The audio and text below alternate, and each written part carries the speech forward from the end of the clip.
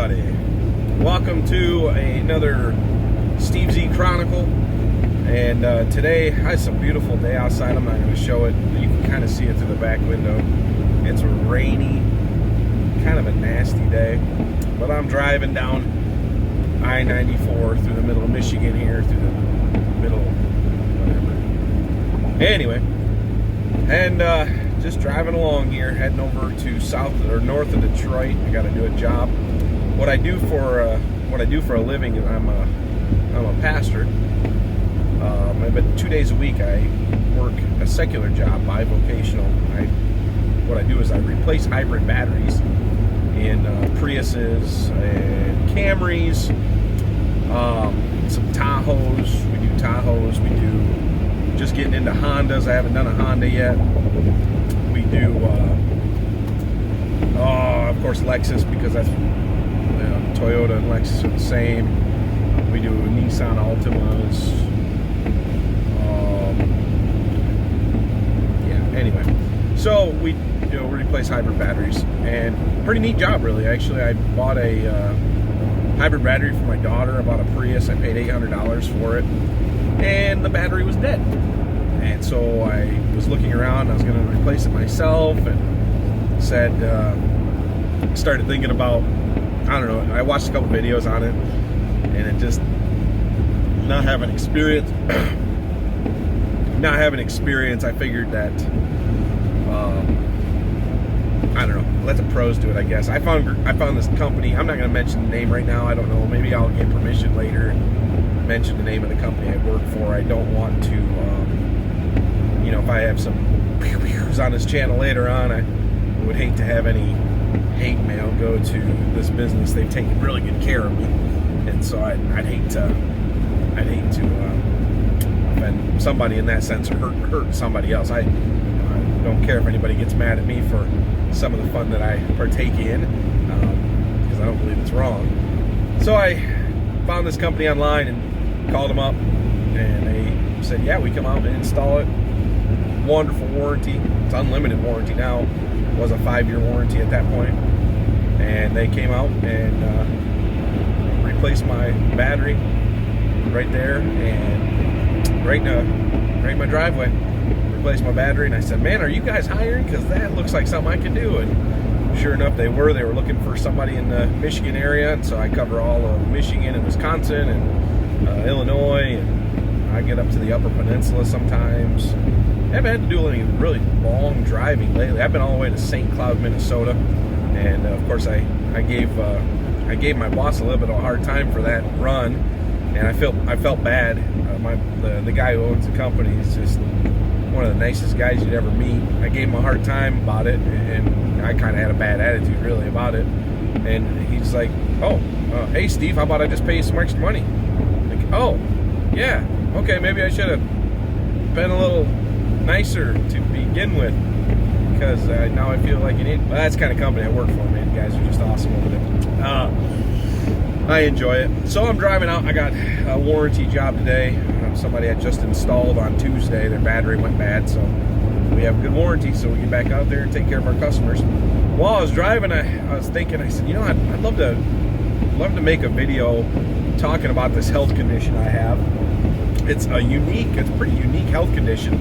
Well, the doctors say that the doctor that I spoke to at the University of Michigan said that it's much more common in older men.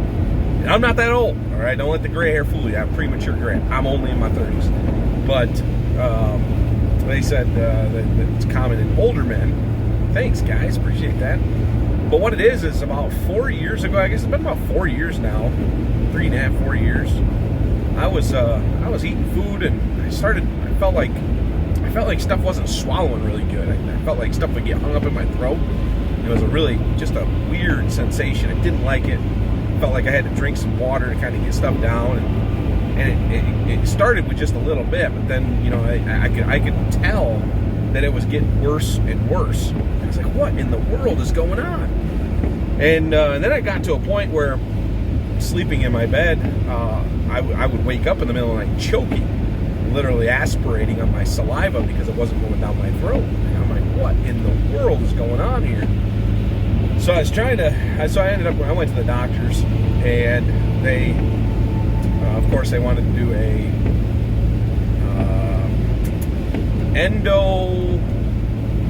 what do they call that? Endoscope thingy-mabob, where they knocked me out, put a scope down my throat. They took biopsy of my throat, make sure there's no cancer in there, anything like that. Just an overall check to see if they could see anything in my throat, any obstruction or anything weird like that. And of course, nothing came back. And I was trying to explain to the doctors, like, it's progressively getting worse. I'm choking at night. And so then they're like, oh, well, we're going to go do a stomach emptying study. Well, that's not, I told the doctor, I said, I don't think that's going to help me very much.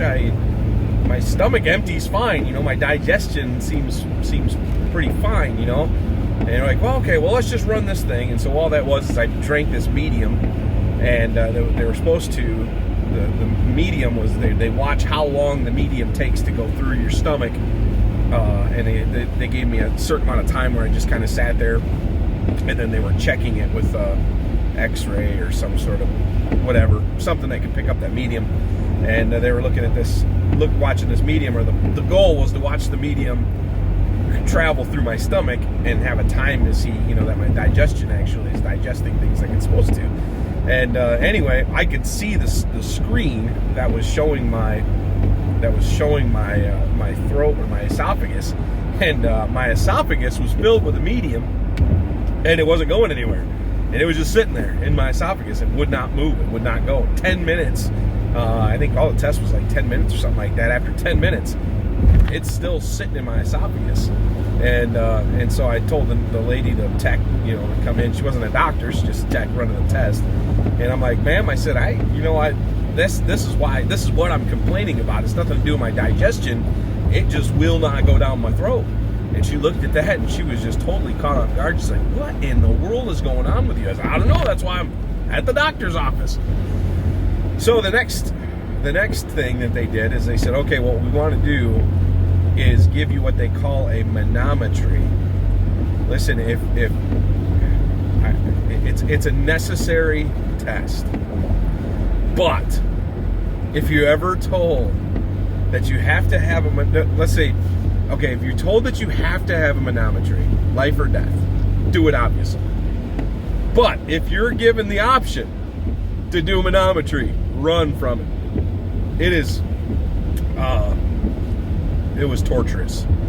I have kind of a sensitive gag reflex to begin with, but what they do is this tube that's got these little bumps. I think they're all about a centimeter apart, look to be like about a centimeter or 3/8 of an inch apart, and they're little bumps. And what it does, it goes up your nose and down your throat, and it measures the swallowing pressure. Once they get it down to the position they want it at, then they give you a certain sort of thick medium that you swallow, and then it measures, because your esophagus, the muscles around your esophagus kind of squeeze, kind of like you're milking out a milk udder, it kind of squeezes everything out into your stomach, and it kind of pushes it. It's almost like a snake, how it kind of, I'm trying to think of the word.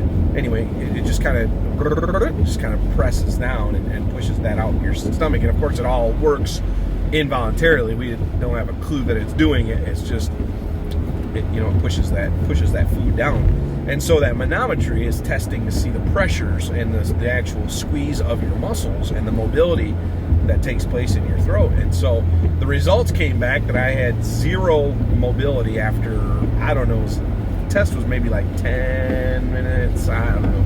But after I drank it, I had zero mobility from the start of the drink through the whole time. So basically, anything goes in my esophagus, it slowly drips through that bottom sphincter muscle into my stomach, and that's about it. So saliva, if I eat food, I just ate lunch a little bit ago, I ate Taco Bell, I have to drink pop or water, and I have to kind of push with this muscle up here, swallow muscle, do that again, and I have to kind of push with that, and then I can feel it it squeezes through that bottom muscle, and I almost feel it fall into my stomach. It's such a weird sensation. So I have zero mobility in my esophagus. So for the last 4 years it started. Within a half a year or so, I was at that zero mobility, and I had absolutely. I mean, it's been rough. It's not been easy at all. It's very uncomfortable. Of course, I was aspirating each night, so I didn't have the finances at the moment. When I first was told I needed to elevate my bed, so I put my bed up on jack stands. Pretty awesome, pretty redneck, and put my bed up on jack stands so I could get an elevation of about like this. And it was a full bed, of course, so my wife and I both were on there. And I didn't mind sleeping like that. It didn't bother me any, but poor girl, she would slide down the bed at night. So we finally, we had found a deal on I obviously couldn't afford like a sleep number or anything weird like that. So we found a budget bed frame with 2 twin beds. So, kinds that go together. I guess they call it a king kind of thing. So I could still stay kind of in the same bed as my wife. But I have my own adjustable bed, so my wife can sleep flat, and I have to sleep at an elevation. And I have to sleep up by about like that or so. And if I don't, I choke. And even sometimes sleeping like that, I will still choke at night. I will still, the saliva will build up enough in my throat that it, goes over my air tube, and I aspirate. And suck some of that liquid down there and wake up coughing and hacking and throwing up. It can get pretty messy sometimes. So it's been a battle for the last 3 years. I've not met a single person that has the same problem that I have. I've met some people that have had swallowing issues, but none of them to that same level, to that same degree. So I don't know. I'd love to hear if somebody else has it. I'd love to hear from you. Maybe, I don't know. I have an appointment in January 2020 they're going to actually put me, and now for every surgery I do now, you can't just do like a regular where they knock you out with like fentanyl or something like that. Any surgery from here on out, I have to have general anesthesia so that they can put an air tube down because I aspirate. I had a procedure done about a year ago, and I made it, I guess, from what I understand. I obviously wasn't awake, but I made it through the whole procedure, but it was just as I was coming out of the Remy, I think they call it fentanyl, and it's the drug that they give you to kind of put you out, but not fully out like a general anesthesia. Anyway, right at the end of that, I started aspirating because they weren't able to prop my head up far enough. Right at the end of the procedure, I started aspirating and choking. And thankfully I was coming to at that point. I don't know what would have happened if that would have happened while I was more under the influence of the fentanyl stuff that they had given me to knock me out. So from here on out, I have to do all general anesthesia surgeries, no matter what sort of procedure it is. If I'm going to be going even somewhat asleep, I have to have a tube down my throat to make sure I can keep breathing, which is okay.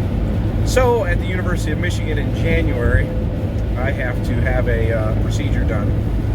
Once the hospital in Kalamazoo had referred me over to the University of Michigan, I had to do a second manometry.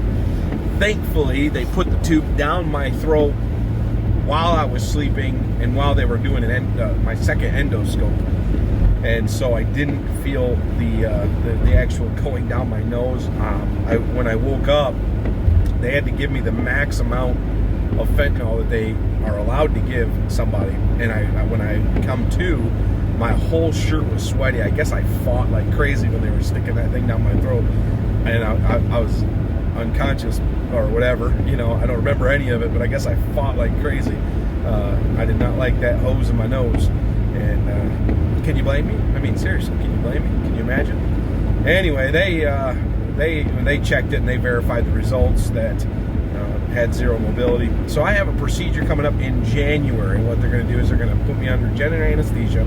They're going to go down my esophagus, and they are going to put a pressure probe towards the bottom, close to the sphincter muscle. They said that when they were doing x-rays or whatever, that it looked like there was a more narrow spot of my esophagus. Initially, they had ruled out achalasia and said that my problem was not what they call achalasia. And achalasia is where a portion of the muscles in your esophagus squeeze and they won't loosen up, and so it basically plugs your esophagus.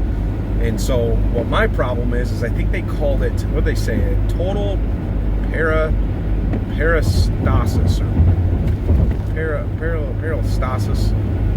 I'm assuming it comes from the root word paralyzed, because my esophagus is paralyzed. It's not working. It's not doing anything.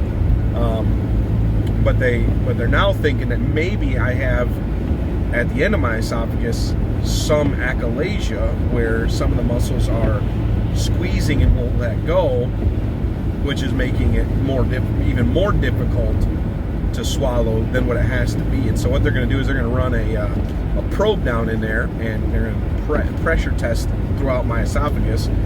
And I basically what it does, I guess, it balloons out and sees what kind of resistance up against my esophagus walls, what kind of squeezing is taking place on a constant level with there.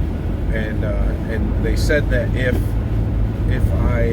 they determine that I do have achalasia, then what they can do is they can cut the muscles in my esophagus, which just sounds so painful. But they said they could cut the esophagus muscle, a little bit of that muscle, and it will relieve some of that pressure. It'll make it so that those muscles can't squeeze no longer, and it'll help make it a little easier for me to swallow. But then, the risk is acid reflux, and so it's one of those things. It's kind of frustrating, because right now I don't have any acid reflux. I don't have any heartburn. I never have any indigestion. I do have esophageal pain, and usually that's because I wasn't able to get all the food out of my throat. Like right now I'm actually having it, but it's because for lunch I decided for some reason that Uncle Ray's jalapeno chips sounded really good, so I ate jalapeno chips for lunch, and I'm feeling it right now. It's burning like crazy in my esophagus, and I drink a lot of water, and I spit it back out, and I drink a lot of water and I spit, and I do that to kind of flush and clean out my esophagus. I've learned over the last few years to, especially like before bed and things, there's a certain amount of time before bed I have to start flushing that esophagus, or I'll wake up in the middle of the night with some serious chest pain, because food stayed in my esophagus and started to created a irritation down there, and man, it gets so painful if I let that irritation build up and continue, and I wake up sometimes having a real hard time get back to sleep, because the pain just won't go away even after I've tried to clean it out. But anyway, it's frustrating. It's a very difficult thing. Now let me get positive for just a minute with it. I've always had a problem with eating. I've always had a problem with overeating, and it's been a vice that I have constantly monitored and constantly tried to get victory over. And one of the things that's happened since I have had this is I have not gained weight. I've lost about maybe a total of 7 pounds over the last 3 years. So I've basically maintained a pretty steady weight. I'm still what they would consider overweight, obviously. But I think as the last month or so, I think I've actually maybe dropped more than that 7 pounds. I think I'm closer to 220 now, where I was hovering around 230. So I may have dropped more like 10 to 17 pounds, somewhere around there, maybe total now. But so the silver lining, the blessing of what one might call a curse, is because I have to drink so much water to get food down, I am always, after I'm done eating, I'm always full, or I always feel satisfied, but I didn't take in near the calories that I used to eat. So I probably would be better off if I was a little more careful with my diet and what exactly I ate, and I know I need to do that. Probably overall health would be much better, but I really don't have to hardly watch what it is I eat, because my body is doing portion control for me, because my throat don't work. So I have to drink so much water and I end up spitting so much back out. And I'm not trying to be gross or graphic here, but today I had Taco Bell and I ordered 2 burritos, and I guarantee that I spit one of them burritos back up worth of throwing up, or it's not coming from my stomach, but chewed up out of my esophagus. So it's gross, but that's I spit after every time I eat. I have to clear out my esophagus and get everything out of there. It's nasty, it's horrible, but that's my life. That's what I do. And so I don't know, this might have been extremely boring to you if you've never dealt with anything like this, but if you do, I'd love to have a comment. Give me some comments, leave me some comments, let me know that you're battling with the same thing. That'd be kind of neat to see. Not that I wish that on anybody, but it'd be interesting, not neat. It would be interesting to see others out there that are battling with the same thing. Maybe some of how you're dealing with it. Maybe I helped you with telling you how I flush stuff out before I go to bed. Maybe you've already learned that. Maybe you haven't learned that yet. Maybe you've just been diagnosed with zero mobility in your esophagus and you're trying to figure out what to do. I drink a lot of water, drink tons of water, and of course you're using this upper muscle to push that water down, and then and try to learn how to. It feels like you got to teach your body this constricting motion to kind of spit all that stuff back out so that you can have an empty esophagus. Just before I go to bed, I try to get one last push of spit. I know this sounds sick, but I have to put that one last push of spit so that I have an empty esophagus for my saliva to build up in, so that I can make it the most of the way or all the way through the night without choking and aspirating. So it's pretty crazy, but it hasn't hindered me too badly. It is a little bit of an inconvenience, but every time when I'm having a lot of pain, or when I get frustrated about it, when I get frustrated, maybe I'm having a hard. Sometimes when I'm more tired, end of the day, dinner time is much harder to swallow than breakfast time, because my body's tired, and I'm just kind of out of fight for the day, ready to go to bed. Anyway, I tell myself regularly, somebody else always has it worse than you. A friend of mine's uncle, 2 friends of mine, they're brothers, their uncle is dying of esophagus cancer, and they found it, and it was stage 4, and at the making of this video, by the time it actually gets posted, he will probably have already died. He's still alive at the making of this video. I don't have esophagus cancer. When they found it, it was stage 4. They couldn't do any surgery. Basically gave him chemo, gave him a short amount of time to live. I think he made it a year or 2. But now he's, it had gotten so bad that he couldn't swallow anything for the last month or something, 2 months, whatever it was. So he's basically been starving to death. And he once was a plump fella, and who was down to whittled away, just extremely skinny and underweight now, because he couldn't eat. And so he's hospices in, and he's preparing to step into eternity. So I always try to tell myself, somebody always has it worse than me, right? And when I look at what on those difficult days, those days where it just gets so frustrating because it's day in and day out fight with getting food into my stomach, I just gotta tell myself, somebody else has it much worse. And I guarantee there's somebody that's waking up with much worse news, with much greater difficulties. Think about some of these American troops, folks that have fought for our country, that have lost limbs, and they have to totally rearrange their whole entire life for their disabilities. My disability is so minor compared to. And so I have to tell myself that regularly, because I think we're all prone to selfishness, and we're all prone to look inward, to feel sorry for ourselves, and there's a constant battle, because we don't. I mean, some people I think enjoy it, but I think the majority of folks, they don't want that to be their testimony. They don't want that to be their what people know them as is the person who's always complaining about how bad they got it. I'd like to be known as somebody who was able to push through the difficulties. I really don't want people to know me as, oh, hey, that guy with the throat condition. I don't want that to be what identifies me. You know, I'm a Christian. I'd much rather have folks know me as whom I believed in, whom I am trusting in, and I'd rather my life point others to Him rather than making people feel bad for me. And in fact, this video, I hope that you don't get that from this video. I don't want you to feel bad for me. I hope it helps somebody that's going through the same condition to be able to maybe learn something that they haven't taught themselves yet, or be encouraged, as I'm asking for encouragement, to know that there is other people out there battling the same issue that you have. And for anybody else that just tuned in and was curious about what that is, it's a real problem. It actually happens. They said that the doctor said they don't know why it happens. Their theory is that a virus comes through and that a virus attacks the nerve endings. But by the time that virus runs its course, the damage is done.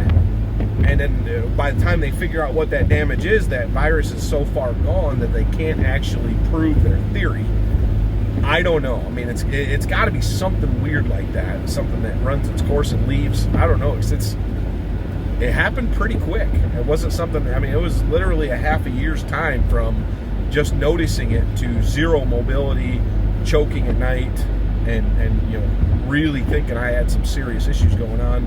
And they are serious, but thank the Lord, they could be much, much worse. So anyway, I'm going to go ahead and wrap this video up now. This video is going to be somewhere around 20 minutes. It's a long video. I will edit as much babbling out as I possibly can and let you get all the good stuff out of it. But until the next time, this video is being done. I've got 2 videos that I'm editing, and so I don't know what Chronicle number this is. I believe this one's going to be Chronicle number 8. So I'm slowly starting to add videos to the channel. If you enjoy the channel, if you enjoy the channel, please subscribe. If you enjoy the videos, subscribe. Hit the bell. It'll give you an email notification every time I put up another video. If you enjoy listening to me, if I'm a help to you, if I encourage you, I've got a really fun video I'm going to make tomorrow with my son for his birthday. And so stay tuned for that one. I don't know. It takes me a long time to edit videos. I mean, today is October 31st. So you can, once you see this video, you can see when it uploaded, and you can tell it might be a week or 2 before I actually get to it. I don't have a lot of office time, and the little bit of office time I do get, I need to, my number 1 priority needs to be studying, preparing sermons as a pastor, counseling, and you know, different pastoral obligations that I have. And then when I can squeeze in some editing time, then I do that as well. And it's pretty fun. And the more I learn about it, it's actually pretty neat what you can do with a computer. But all right, I'm gonna go ahead and shut this video down this time. I'll probably do a revision after the procedure in January about this. And if you want more videos on it, or you have questions about it, if I get enough of the same sort of question, I'll do a video answering some of the questions, or a particular question, or if one of your suggestions help me, I'll do a revisit video telling folks that a suggestion that you all gave me helped me. I'd like to do that. So anyway, subscribe, hit like, hit the bell.